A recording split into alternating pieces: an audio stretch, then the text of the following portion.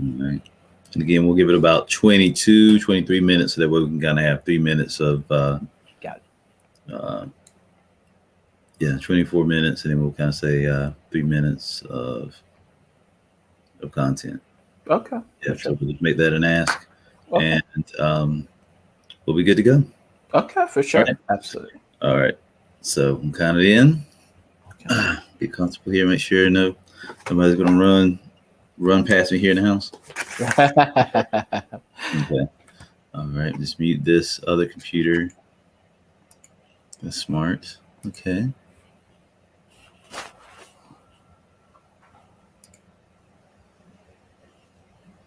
All right. There was one last thing I was trying to get back to. Right. And Yeah. so I get if you Uh-huh. want 3 minutes, right? Like I have two videos. I have Galactic Bar Fight, like the trailer I like launch with, and then I have a preview update of like what I hope is in the next version that I release, which is still a few months away. So if you want, I can. Both of them are about a minute and a half, so we can combine them for that 3 minutes. Oh, that's done. Easy, right? That's it. Okay. That'll be just fine. Okay. Yeah, that's perfect. Make it easy. Yeah, you can send that when you like. I can just drop Okay. that in and Okay. take it from there. Okay. Let me. You want me to send you a link now, or you want to wait? Oh, we can wait. We can finish Okay. this, and you can send it Yeah. as send it as Oh, right, because we're not live, right? I keep right. We're not live. No, right, you're right, fine. right. All right. Well, let's get ready. We'll have this done. Okay, for sure. All right. So give it a 10, 18. All right.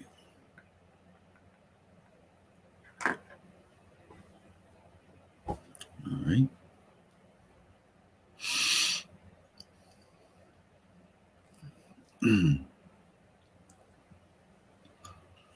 All right. Okay, we'll go ahead and start. I think we got it. Okay. 3, 2, 1. Good day, everybody. Thank you again so very much for being part of Creative Juneteenth here for 2021 with us here at the Subsume Summit. Again, my name is Dedrin Sneed, founder of Subsume here in Atlanta, Georgia, and I have the pleasure of being joined by Jonathan Jennings. Jonathan is a developer of great note with Weird Kids Studios and a man of many talents. Absolutely somebody you want if you're back to the wall in a galactic bar. So we are here to talk about a quality title. I just want to make sure I read it because it's perfect. From my mama's house to the game industry. And so not only was I'm a fan of the work and the hustle it took to see where you're at and where you're about to go, but I think this title is something that so many of our folks will be able to really resonate with. So without further ado, Jonathan, tell us about yourself and how do we get up out of our mama's house Right. into this big game industry, please. Right. Yeah. So I'm Jonathan Jennings. I've been a software engineer and game designer in the industry for about 9 years altogether. It's been about 5 years of my career in the mobile game industry. So first year I worked at was called Sabretooth Interactive. I worked on a few games, Animal Planet Wildland, Flavor Monsters, Thunderjack's Log Runner. And then second half of my career has been mostly in the VR AR space. So I've been working on a few titles. I worked on Ghostbusters VR Now Hiring. I worked at a company called Relay Cars where we did like a lot of automotive brand stuff for like AR and VR.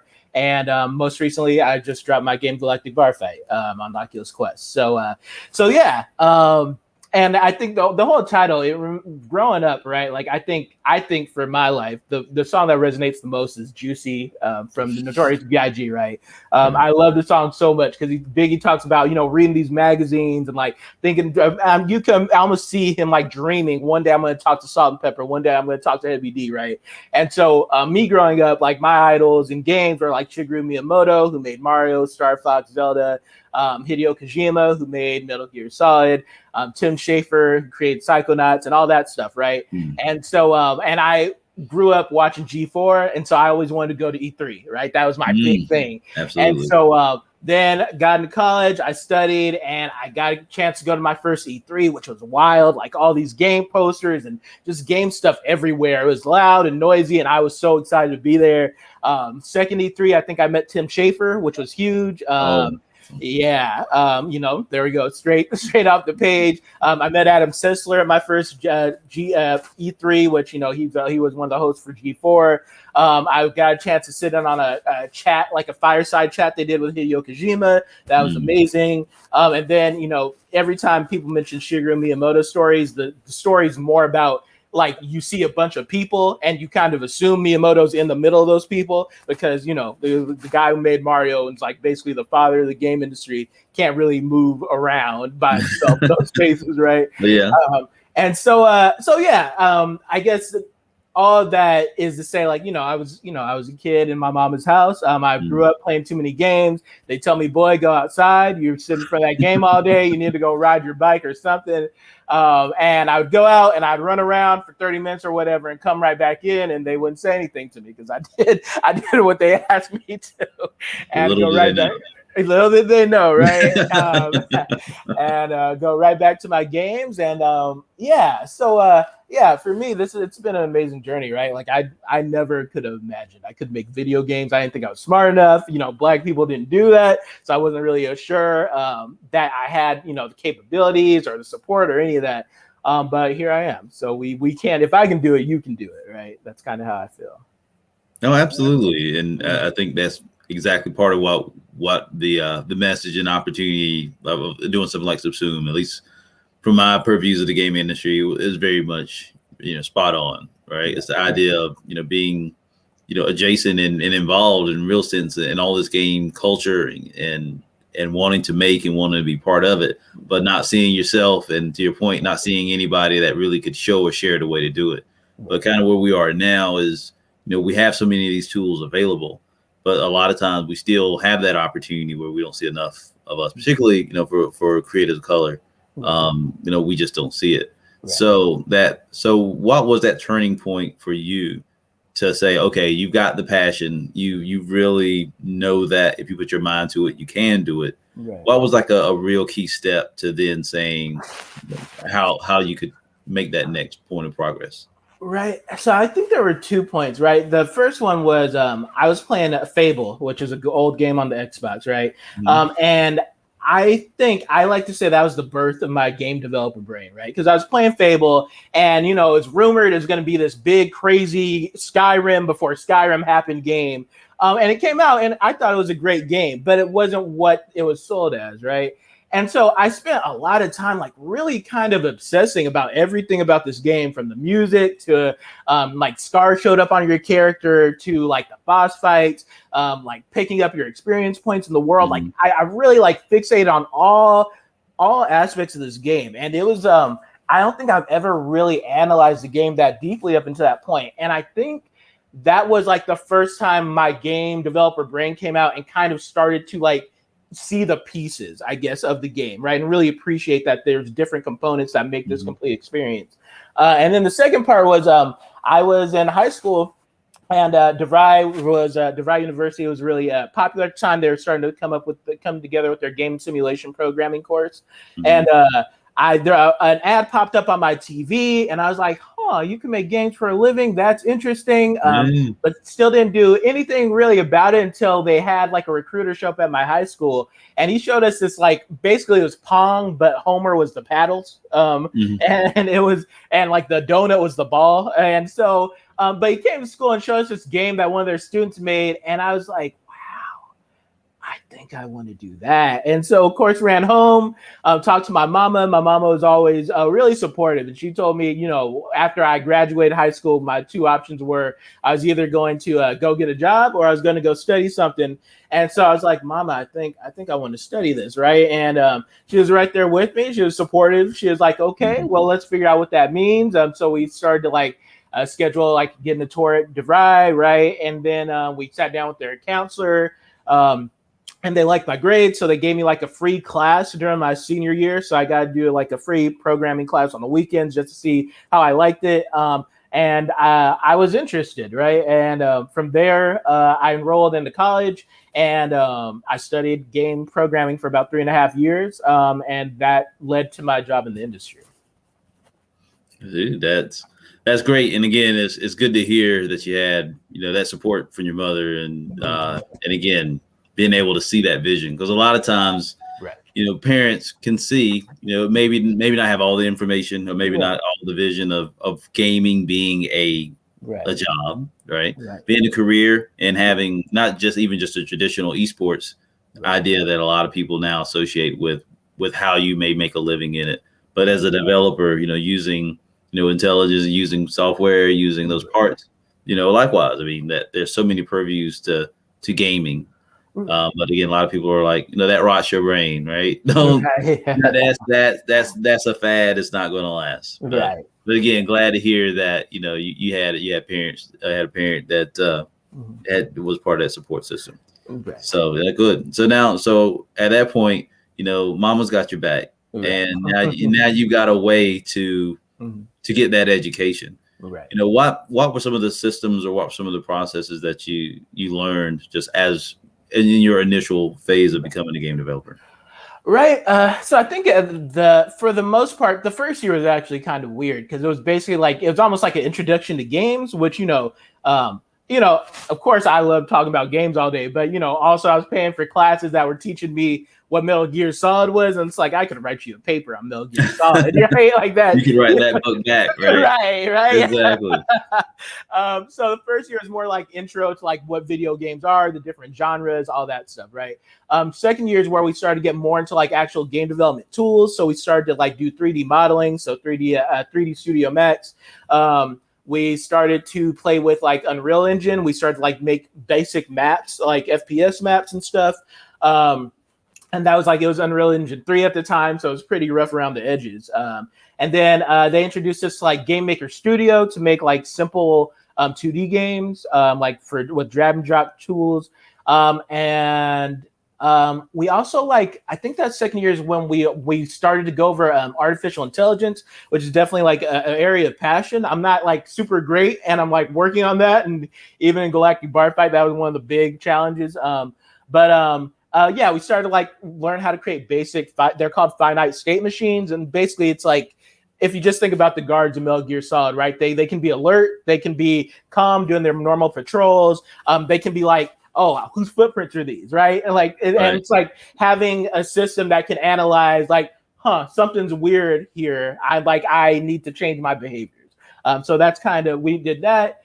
Third year is when we started to get like into the physics programming. Started to have like more elaborate like game prototypes we'd have to create in class. And then my senior year, we had a senior project. So that was like our capstone.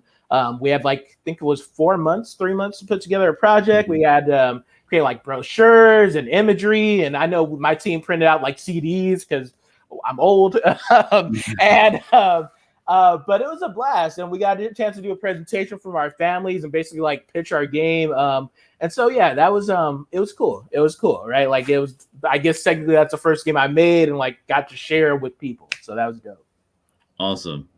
So now that you've made that step out, more and more contemporary ways, you've been able to kind of make that way into other game development studios before you got to Galactic Bar Fight. Right. So now how did you find the marketplace of getting into another game to your first few game studios? Right. So that's always a big question, right? They call it breaking in the game industry, right? And so the most important advice my professor gave me in college, and I really think the advice that got me to this point, he would said in college, if you only do the stuff we do in class, you're never going to get a job in the game industry. And he said that a lot, and he said so much that it was one of those things, you know how old people sometimes they give you advice and they're trying to help you out, but it just falls on deaf ears because you know exactly what they're going to say and they've been saying it forever. And so I think for a lot of my class, it didn't catch, it didn't take. But for me, that was, that's all I wanted, right? To be honest, I didn't care to be a programmer. That's not why I was here. I wanted to make games. And I was like, well, if I had to make games in order to make games, then I guess I'm going to make games. And so, so I started to make lots of small side projects, right? And started to play with Game Maker Studio. I made my first original game where it was it was called 30-Day RPG, and it was basically a black text console, old school I don't even know, like pre-graphics games, right? And you Mm. basically go through, do like a little choose your own adventure. I made a game Mm. called The Amazing Sketchbook with like a stick figure running up and down a piece of paper. Um, and so it's making like a lot of these small prototypes and starting to put together what they call a portfolio. And so your portfolio is exactly where, like, that's where you showcase all the games you've worked on, professionally and unprofessionally. I could talk about like how I made structures, how I designed the systems, what my thoughts were for this map I made, how I got this character animation to work, all that stuff, right? And so creating that portfolio is what got me the interviews, like even more so than the degree. I think we put a lot of importance on the degree, but especially in games, like the degree, everybody can have a piece of paper, but your portfolio is what shows you can actually make a game. Right. And so yeah, put a bunch of like really small, poorly built, half-made games on my portfolio, and even having just that, recruiters started reaching out, and then studios started reaching out, and I had to send a bunch of resumes. I sent about 300 resumes between my junior year of Mm. college and then my first game job, so I wanted it, right? Right. You're Um, on it. yeah, so I sent out Mhm. 300, and then I had like 10 interviews, and I filled those 10. It was like 5 on phone call, 5 entering the studio, and then my 11th one at Sabretooth Interactive. That was the one. And so, yeah, every interview I'd go in there, I'd show my portfolio.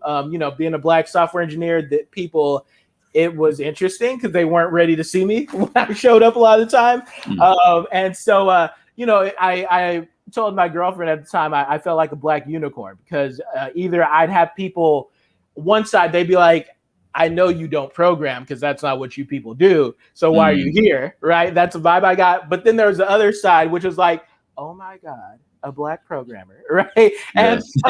so it was so weird because I felt like my reactions were either like real antagonistic or like extremely supportive, but they didn't really know what to do, right? I was super happy when I got hired at that studio and got a chance to work on my first few games. But yeah, that was kind of what happened between like that first job and graduating. And I think you're saying something that's really important, and at least for the students that I've had a chance to teach, and you really 2 points. One, obviously, education is a key, and degrees do matter, right? We want to make sure that that for formal education it has its point. Right. But you said it right. At it, once you move across that stage, it's a piece of paper, right? Right. It's you were here, you were present, and we've covered these subjects. Now the rest is on you.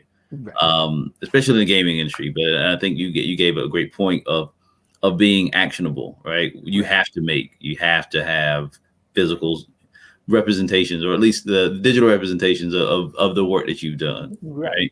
So I think that's a good key. And then the second part is it wasn't magic, right? You didn't just walk out and get that next job, the job you wanted, or the first thing you applied to the next day. Right. And when we talk with kids and college students at Zoom, we try to go over that. It's the idea of you may have to work another job while you pursue your passion, right? So it's just that reality. But to your point, if it's something that you want, that's part of that process is actionably changing, kind of chasing where you want to be, where you want to go. That is, yeah. Absolutely. Good. So now, we look to contemporary times where, you've made it into Sabretooth. And what games did you work on there? Yeah, so that's where I worked on Animal Planet. I worked on Flavor Monsters, which is probably the most successful game I worked on. It had 1 million downloads altogether. So that was great. I was, especially at the time, that was about 2013, 2014-ish. So, and then what else did we work on? We worked on a few bad ones too, so I don't know if I want to share those. But I think we worked on like a Snow White and the Huntsman when that movie came out. There's like a promotional game. We did that. There was I think those were. It was pretty intense. We worked on like 6 games in 9 months, which, like, if you do the math, that's just not, like, that doesn't make sense. Right. So we worked a lot, but it was a lot of experience, and I think it set me up for my next gigs. Yeah, so those were all the games I worked on at Sabretooth. Nice. So now moving to more contemporary times, right? So now we have Oculus, right? And so now we're moving into the next foray of virtual reality and things of augmented reality, VR, AR. At this point, what was your first context of dealing with Oculus or dealing with that from a programming or even from a user standpoint? Right. So I think I've been working in mobile games for about 5 years, and so I had a pretty good run. Right, I was at quite a few studios. I got a chance to work with Ember Lab. They're coming out Kena Bridge of Spirits for the PS5. That's the founders are two black brothers, so definitely keep an eye out for that. And then after that, I had a few more games, and around 2015, 2016 is when Kickstarter kind of blew up, and the DK1, which was like the first VR headset, was got a bunch of money, right? Got kickstarted heavily, and I think that kind of shocked everybody. And so it was around that time, like I started to hear whispers about like VR jobs and stuff, but it wasn't games, so I wasn't like super into it. I think it was like 2016ish when I was looking to leave the mobile game company I was at, and a friend of mine was asking me if I was interested in a contract role at like a small studio called Fisherman Labs I worked at. And at Fisherman Labs, they were working on a game for the Google Cardboard. So they brought me on. They didn't tell me anything about it until like they hired me, and they were like, "Oh yeah, so we're working on this Ghostbusters game." And I was like, "Oh, okay, I know Ghostbusters, right? Yeah. Like that's kind of cool." And so. Got a chance to work on Ghostbusters now hiring for the Google Cardboard. That was really cool. I think my favorite part about that, one of like the highlights of my career, I got to build the proton gun. Like they gave me like a lot of creative freedom. So I was sitting there watching video clips of all the movies. Like, how does this like line move? What colors are the rays for the proton gun? I had a blast. But so that was my first VR game working on Ghostbusters for the Google Cardboard. I did like a lot of core gameplay programming and all that. And then from there, I got hired to that company, Relay Cars. But yeah, Ghostbusters was my first VR project. Awesome. So now you're able to build one for someone else. What's the transition to now as a game developers kind of come down to say, what can I build for myself? Right. Let me think. I think the first time I actually built for myself wasn't even really for myself, but at work we'd been working with the Magic Leap, and I don't know if you know it, like it's a wearable augmented reality glasses headset, and I thought it was just crazy that this thing can scan my room and have portals open up in my walls and have robots fly out. Like I thought that was the wildest thing. Yes. And so I was playing like games on it, and I was like, I kind of want to play around with this at my place, right? And so I bought a Magic Leap, and then and they were real expensive. So I was like, well, I gotta build something for this, right? And then I was thinking about my niece and how I'd love to show her the headset because she was about nine at the time. But they don't really have content for little kids for those headsets, and we don't really know how they affect younger kids right now. And I think they're still collecting data on that. But I wanted to make her something, so I made this little experience. I called it Snack Attack. There we go. And so you basically spawn this teddy bear in like the middle of your living room or wherever you are. Like the headset scans your area. You spawn this character in the middle of your room, and then using the control stick that comes with the headset, you can steer this bear around your area. And so I have a video of it like on my portfolio site. Like there's a visual, like I'm walking the bear up and down my like car garage area. But yeah, my niece. So I made this experience, and on the 4th of July, I wanted to show it to her. So made this little experience, took over to her house, and I was like, I have something to show you. Pulled out the headset. It took a second for us to figure out like what she was seeing, making sure she saw the right stuff. But I think one of my favorite moments was like watching her take the controller and then walk this bear up and down her hallway at home. And just, I don't know, that was special to me. Right. And so I guess the first time I made anything for myself was more like I wanted to make something for my family. Right. I wanted to make something for her. And so that kind of stoked my desire to like start creating for myself. And I think, that's kind of what led to Galactic Barfight.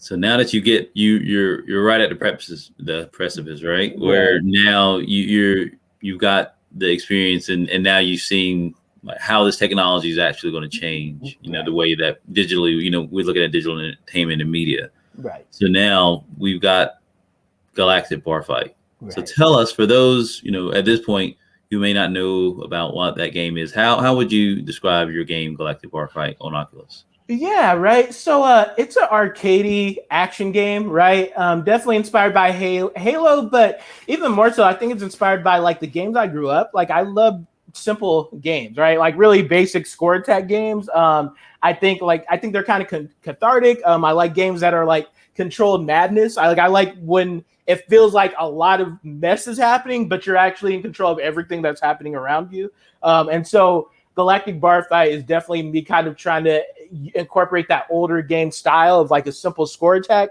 but also trying to incorporate it with the cool things about VR, which are like the immersiveness, the interactiveness, right? Being able to take the weapons and use them whatever creative ways you can imagine. Yeah. And so, yeah, it's like a timed like survival round, basically, of where you fight in a galactic bar. So how long did it take you to make this game? It's been a man. It's been a while. It's been about a year and a half, and it's been that's really slow. Like if I look back, because I've been rebuilding a lot of stuff, and like in the past 3 months, I probably rebuilt half the game, like compared to how long it's taken me to get to that point. But it was a lot of learning too. Like I didn't know what Galactic Barfly was going to be at the beginning. I wasn't sure on what the vibe I was going for. I didn't know what the full concept was. So Mhm. it took me a second to figure out what the game was, and then like okay, how do I get artificial intelligence working in the Oculus headset? Okay, let's figure that out. That's kind of a big problem. Okay, how am I going to get these guns to work in VR? Okay, let's play with that, figure that out. And so there's a lot of like experimenting with that stuff to get to where it is now. Yeah. Yeah. No, that's great. Now, there was part of this, and before we get to the idea of how I guess it came along from there in your development, in the development diary that you had was shared on LinkedIn. Mm-hmm. You talked about there was one bug that seemed to like be haunting you, that was haunting you during your development. Now, Yeah. that's something that I think anybody that's any coding or programming, can relate to. Kind of just in a quick synopsis. How was that, and in resolving that to obviously get to a point of delivery? How did that go about? What Right. was here? So the big issue was I think this is like a universal game developer problem, but like I started too big, right? Like I wanted Mm, to make this really robust AI system, and like I wanted to have this like character. I imagined this character, right, that would walk up to the bar, order a drink, be able to go walk over to its friends, talk or whatever, and then you start shooting it, and it drops the drink, pulls out its gun, starts blasting you, right? I wanted to do mm, something really big and elaborate and kind of seamless like that, and then I realized that is a lot. That is a lot of stuff. That's a lot of things switching. That's a right. lot of awareness. That's a lot of, okay, what is holding a drink? What is pulling out your gun? What is going over to the bar? What is the timing of that? Like like figuring out all the different like pieces that went into that. And so I tried to make this big system, and I tried to explain to my friends what I was making, and they got confused when I was telling them about it, and then I got confused explaining it, and that's how I think you're thinking too big. If you're explaining your idea and you get confused by it, then you're doing too much. That's just a simple rule of thumb I think I'd take.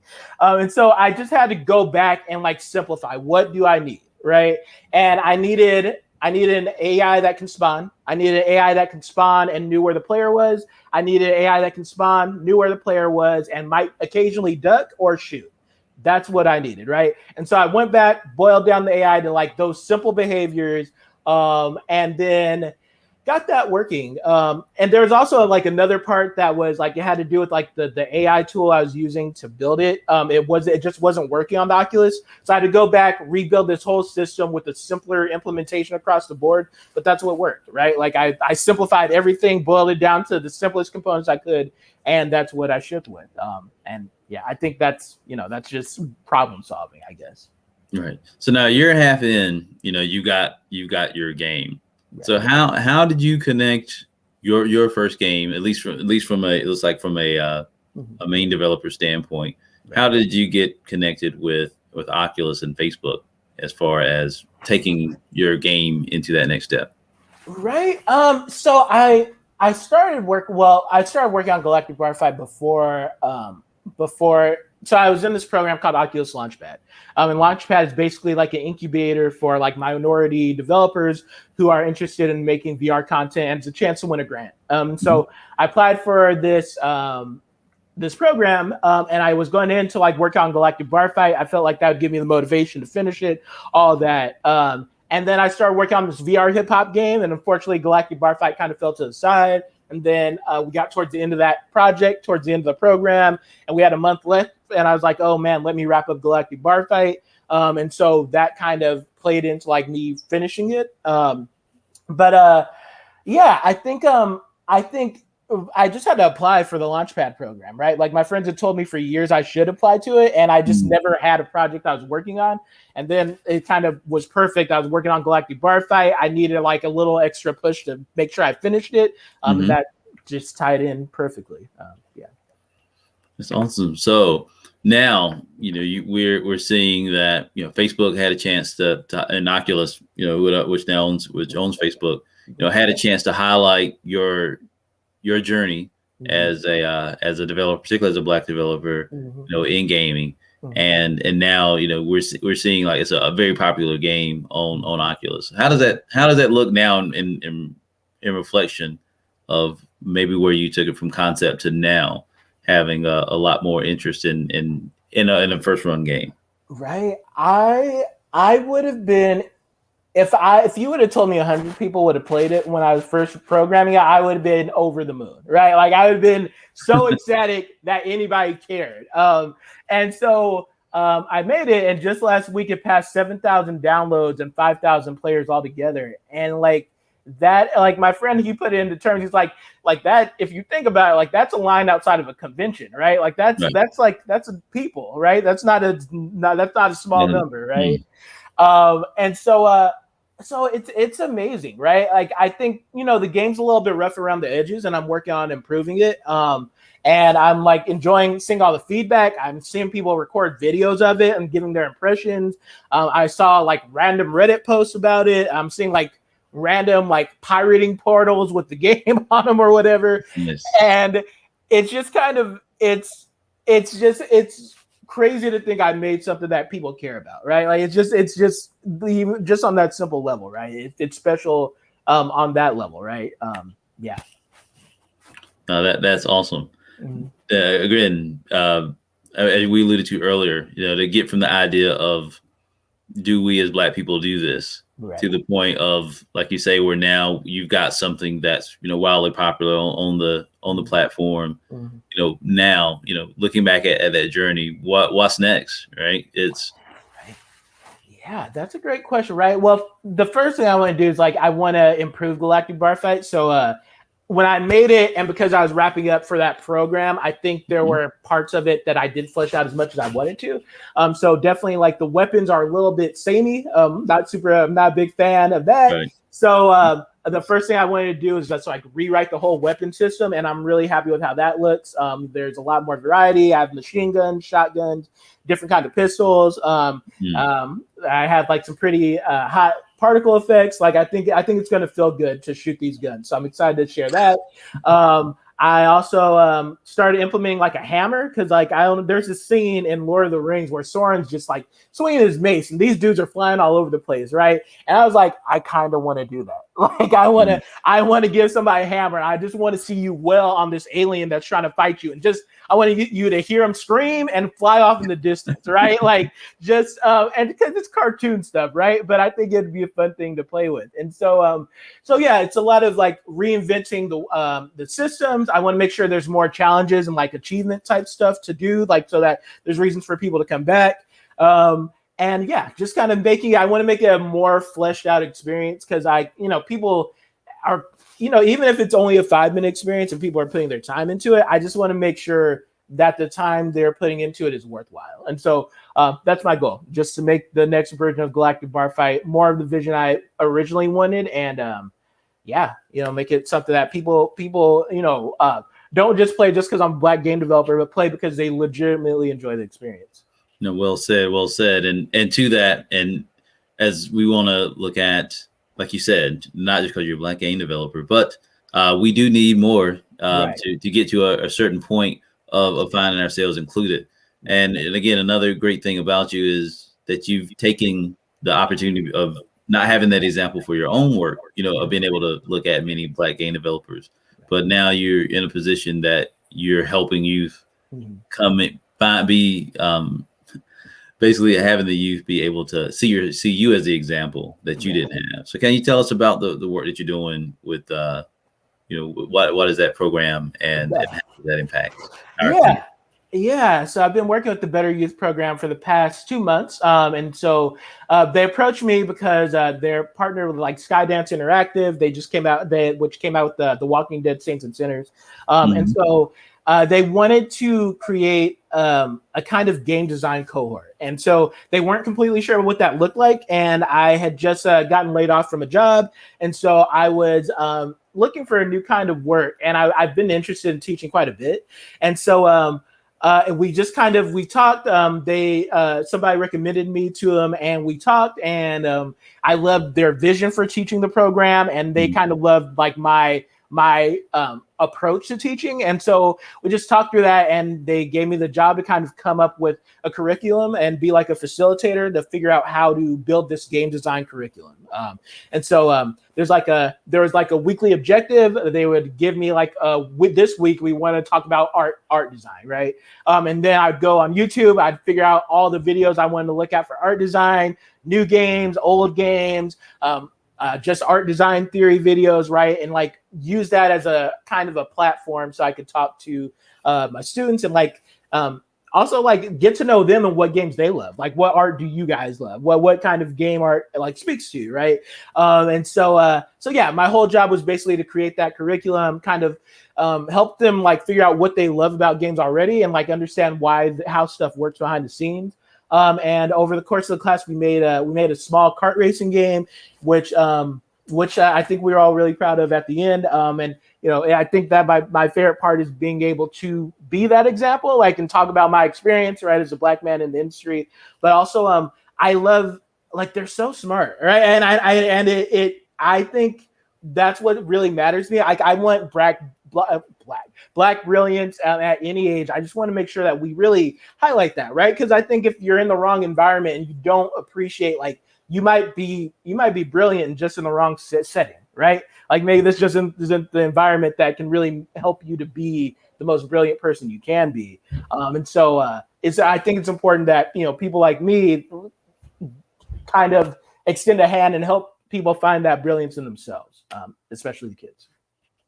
No, well said, and I think that just fits so much with the mission that we're looking at, of course, with Subsume to do the same thing, right? We want to see our youth be able to see themselves and within creative and tech careers be able to know that they've got not only they got a shot, but they have every opportunity ahead of them. Right. Now, kind of looking at it in some, what are some of the programs for a developer, with all of the purviews that you've had? What were some of the main programs or resources that you might have used to not only kind of get on board, but kind of stay in the loop with things in the industry? Yeah, for sure. I think I mean, just as far as like news overall, right? There's a channel on YouTube called GDC, and so it's like the Game Developer Conference, and it's a bunch of talks from professional game devs who've worked on games you love. All right, the Uncharted's, the Halos, the God of Wars, right, and also indie developers. So it's just a channel full of people talking about their approach to game development. And I think it's just a great channel to watch to kind of sponge and suck up that information. There's also Gama Sutra, which is it's a website about the intimate knowledge of games. That name's a little bit funny, but they're working on it. Mm-hmm. But it's basically like a news website for the game industry in general. And then like as far as like tools, I think Unity, like I've, all 9 years of my career, I've been a Unity engineer.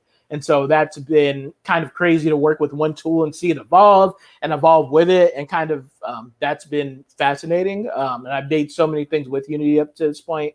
And Game Maker Studio taught me a lot too, right? Like before Unity, Game Maker Studio was the engine I was most comfortable with.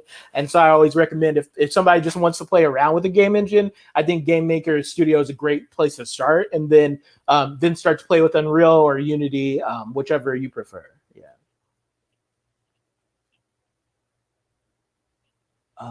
I can't hear you. Mute. There you go. Very well said. But with that, kind of in some, we all understand that there's an opportunity to for inclusion in tech. Right. What's your idea of how we actually resolve that? I mean, I think the thing that upsets me the most is that um, there's this real aversion to going to the HBCUs, and I don't understand it. And I feel like if you talk about like the most young, brilliant Black minds in the country, you have to guess that a significant number of them come from the HBCUs. And so I think the tech industry has to stop being lazy because I think it's laziness. I don't think it's actually I don't think it's an actual logistic problem. I don't think it's a problem like we just don't have the resources. I think they just don't care to go to the HBCUs and start talking with them on how to recruit and incorporate that talent into the tech industry. And so I think the tech industry, we need to put more pressure on them to make that effort, whatever the version is. I just don't understand it. It really bothers me. And then I think, definitely I've seen a lot of programs pop up that are focused on teaching STEM to kids. And so, going back to me, like I didn't know what programming was growing up, right? I didn't know what game design was. Oh, I didn't know what actually went to game design. And so I definitely pour myself into those volunteer opportunities because if I'm the one game designer you meet in your life, right, then I think that it's something it would feel wrong for me not to take that opportunity to be that one game designer you meet in your life, right?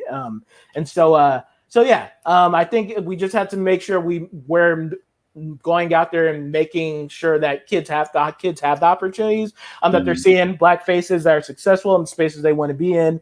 And then we have to put pressure on the tech industry to stop being lazy because I really do believe it's pure laziness or just straight up racistness, right? Because what else is it, right? It doesn't make sense to me that HBCUs have been there, so why isn't the tech industry there? That's so true. I know that right now that there's more of an emphasis on it, but to your point, there's still an opportunity to really make the word I guess is authentic connection or Right. sustainable connection Right. in that sense with a lot of it. Now, I mean, we have programs and processes in place that are trying to bridge that gap. Right. But again, I think to your point, it's acknowledging that gap's not going to close in and of itself. Right. So no, I think that's perfect. All right. So I think the last question before we close out is now that you're in the industry, what does your mom think about all this? Man, mama couldn't be prouder of it, man. It's so Nice. wild. Even she'll I post on Facebook quite a bit and she'll mention she'll randomly ask me, so how's your game doing? And I love it, right? And I told her I was gonna make a weapon based around her. She told me actually I should make a character. And I'm playing with this idea. I'd love to have this a Black revolutionary woman you could just call in who comes and saves you. I think that would be really dope. So definitely playing with that idea. But I'd love to have my mom featured in the game in some part because I wouldn't be here without her, right? In so many ways. That's amazing. I think that's completes full circle. Right. To have your mom in the game. Right. That's pretty dope. I would say that's fantastic. So, Jonathan, where can we keep up with you and your work in your studio? Yeah, for sure, right? So I just created a Twitter for Weird Kid Studio, so it's at Weird Kid 12. And then you can follow me on Twitter. I make a lot of noise. I'm at Johnny J17. You can I write a lot on Quora. So if you look up Jonathan Jennings on Quora, I think I'm probably the top contributor because I write entirely too much on that site. Just about my love for games, actual work I've done on games, all that. And then of course LinkedIn, right? Feel free to connect to me on LinkedIn. I'm definitely on there too much too. No, that's what we need. We need your voice, we need your example, and we need your games, and we need your mama on that next one, right? So we got it. So thank you again. I'm really thankful for this connection and the opportunity to connect with you. Obviously, with us and Subsume, we got more to come. So with that, thank you so very much, and we'll take it from there. So with everyone, thank you all again for tuning in, and we'll continue on the show here with Creative Juneteenth for 2021 and Subsume.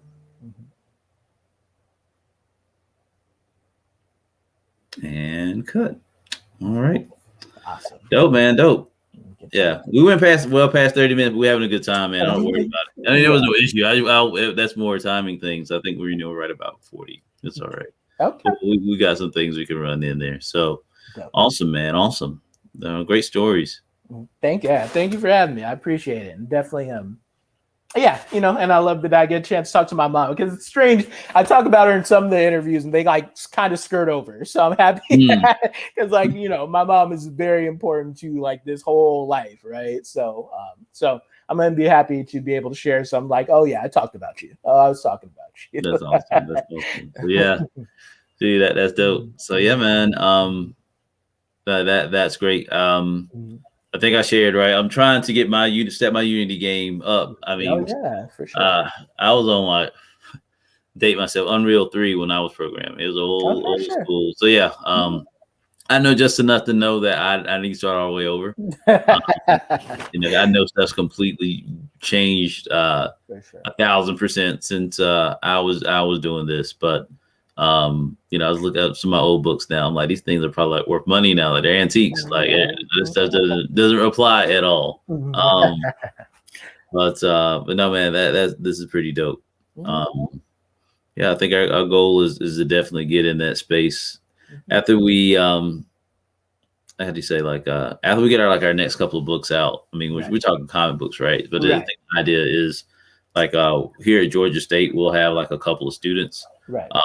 A couple are neurodiverse, but are on their game and development track there at the Creative Media Institute. Okay. And so what we're trying to do is basically make a ghost animation studio / game studio. Subsume is it, right? And to work on like this black space opera called Soul Nebula. Ah, that's dope. Yeah, for sure. Let me know because I love your work, right? And I'd love to if you want to let me know. I entirely. You know, I like to make stuff, which I guess that's why I'm here. But same. But I'd absolutely be down to do like a more black comic themed like panorama, or like trying to figure out how to incorporate your art into VR. Like I think it'd be fun to explore that. So yeah, let me know if you're ever interested in playing around with that. Oh, absolutely. You know, my thing is like, you know, at the end of the day, I mean, the short answer is like a Dora Milaje simulator. That's what I'm trying to make with our fantasy comic, Sorghum and Spear. Okay. Or basically, it's just like you're fighting off these monsters that are, basically trying to defend your village from a horde of monsters. That's cool. And they just kind of come in waves, almost like a zombie game. But we'll see how it goes. Right. Yeah, man. Yeah, bro. We can pitch. I can pitch this stuff all night, man. For sure. Yeah, man, this is awesome. So, man, I appreciate the time. Yeah, if you got those links to those videos, you can just drop those. You can just email those. That'd be fine. Okay, I can do that. In this broadcast, I think